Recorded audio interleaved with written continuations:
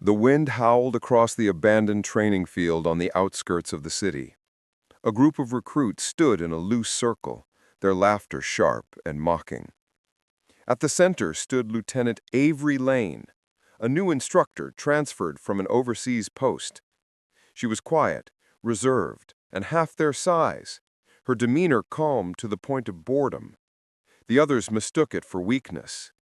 "You sure you belong here, ma'am?" One recruit smirked, holding up a sniper rifle. "This isn't a classroom, it's a firing range." Avery said nothing. She just adjusted her gloves and glanced toward the distant target, an old metal plate barely visible on the far ridge, nearly a mile away. "Go ahead," another recruit challenged. "Hit that, and we'll believe you were really special operations." They laughed again, convinced she couldn't even see that far.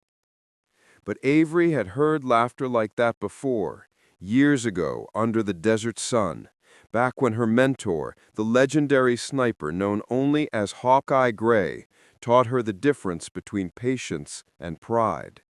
She could still hear his voice. "One shot tells the truth. Nothing else matters."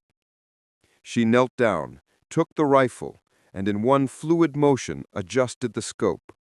The field fell silent. A breath in. The trigger pulled. The echo rolled through the valley, and for a moment nothing moved.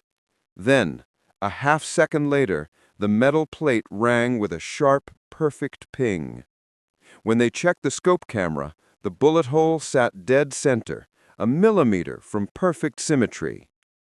No one spoke. Avery stood, handed back the rifle, and said evenly, "Hawkeye Gray taught me that one clean shot is worth 1,000 words." The recruits froze. The name wasn't a rumor, it was legend. The mentor who trained America's most feared snipers, thought to be long retired, had taught her. From that day on, the recruits never doubted her again. The quiet woman they had underestimated had just written her name into their memories with one unforgettable shot.